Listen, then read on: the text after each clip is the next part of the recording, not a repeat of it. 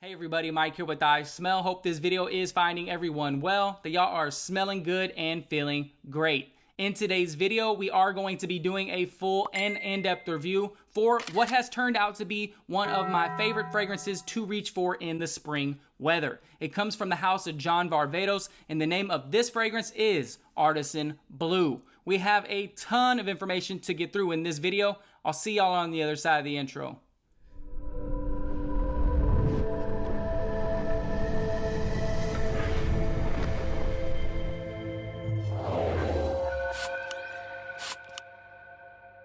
Launched in 2016, Artisan Blue is going to have been created by Johnny V's in-house perfumer, Rodrigo Flores Rowe. He is going to be the nose behind most of the fragrances coming from the Artisan line. He is also accredited with Vintage as well as Dark Rebel Rider. He also has a fragrance outside of John Varvatos that I am particularly fond of. That one comes from Tom Ford and it's called Neroli Portofino. Anybody who has worn or is familiar with that fragrance is already aware that that one works well for spring and summer weather as well.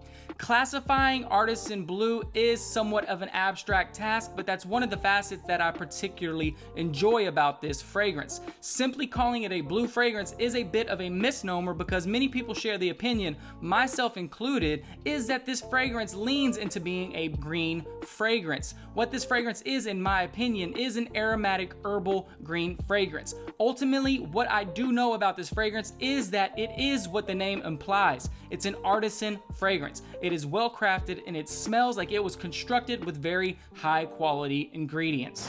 In the spirit of this being a full and in-depth review, I will quickly run through the presentation. John Varvatos himself said that this fragrance is meant to transport you underneath the sun of a Mediterranean coast. If you were just a casual person walking by the box, the first thing you are ultimately going to think is that this is an aquatic fragrance with a beach vibe. So in that case, he was successful. If you look at the back of the box, it does pretty much mirror the bottle. And by that, I mean you get a blue bottle with a hand-woven blue rope. The cap itself is heavy and it's metal, and there will be a matching John Varvatos medallion hanging from the neck of the rope. This bottle is a 4.2 ounce. At the discounters, you can expect to pay somewhere in the ballpark of $40, which for that price is an absolute steal, considering if you were to pop up at the Johnny V store, you can expect to pay somewhere around and just shy of $100 for this fragrance. Again, at the $40 price point for what you're getting, this is an absolute steal. There are a ton of listed notes in Artisan Blue. Top notes are going to contain basil, bergamot, chayote, lavender, as well as bitter orange. The middle notes are going to be comprised of palmarosa, geranium, orange blossom, iris, as well as clary sage. And then the base is going to be dominated by notes of pine, cedar, pistachio, tamarisk, as well as patchouli. I'm gonna give you a couple sprays, let you know what I smell on this fragrance. Just be aware that this doesn't rank as one of the better atomizers in my collection. For that $40 price point, it's absolutely acceptable. You don't get a ton of juice, but you don't have to. This is the type of fragrance where you can spray 12 to 16 times. Those hot weather fragrances, you can get away with that easily, and you can absolutely get away with that on this one.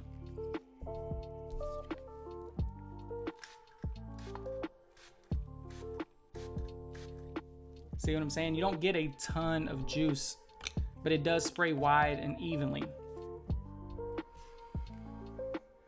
Okay, so the opening of this fragrance absolutely shines. It is by far the best quality of this entire fragrance's life. It has a very uplifting and sunny demeanor about itself. What you are going to get are aromatic green herbs playing with citrus musks, similar to the same citrus musk that you would expect in the entire Artisan line. It is also present in Artisan Blue. It's just way less pronounced. Immediately, what I pick up on this fragrance is a pine note. I know I listed it as a base note, but I pick up on it almost immediately. It's woody, fresh, crisp, and green, and it's going to be blended with aromatic herbs such as sage, basil, and lavender, which gives this fragrance a modern fougere vibe about itself. The opening is absolutely beautiful. The only downside is after about 10 or 15 minutes, the opening's gone. This fragrance has a beautifully fleeting opening. That's one of the critiques about this fragrance, but it does transition, so that's a plus. At the $40 price point, this one here does have one of the better openings out of all the freshies in my collection, so do take that into consideration.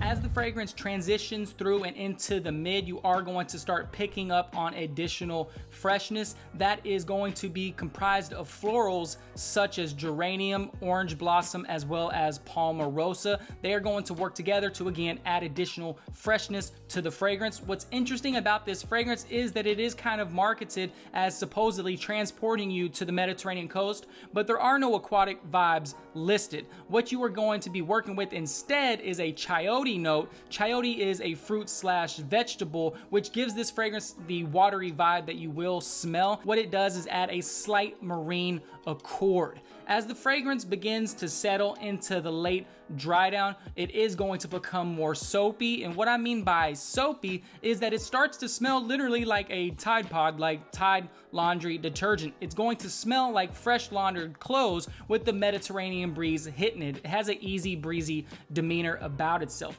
All along, all the way to the late dry down, you are going to be picking up on a very masculine musk. So what you will be left with is a fresh and clean feeling with a masculine musk sitting as a skin scent for the remainder of the fragrance. At the $40 price point, it develops beautifully. That's why I said I do absolutely think this fragrance is worth the $40.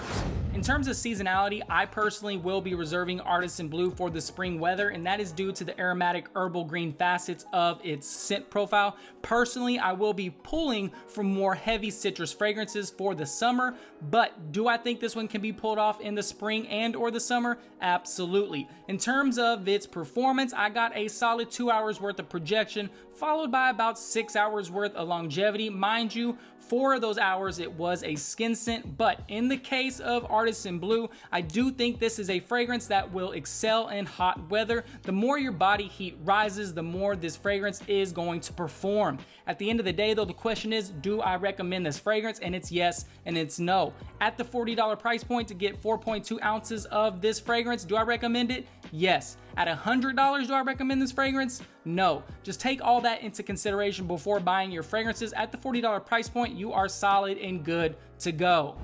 Alright you guys, that pretty much wraps up my review. Those are my thoughts on John Varvatos Artisan Blue. I hope you enjoyed the video. If you enjoy fragrance related content, if you found value in this video specifically, I am going to encourage you to subscribe to the channel. Listen, it takes like 2 seconds. Just click the button.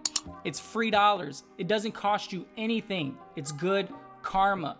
And we're at 850 subscribers, maybe even more at this point, and we will be at 1,000 subscribers by this time next month. I love and appreciate all the support. We have a ton of exciting content coming down the pipe, so please do make sure to stay tuned. Until next time, you guys, y'all take care. Stay safe. Bye.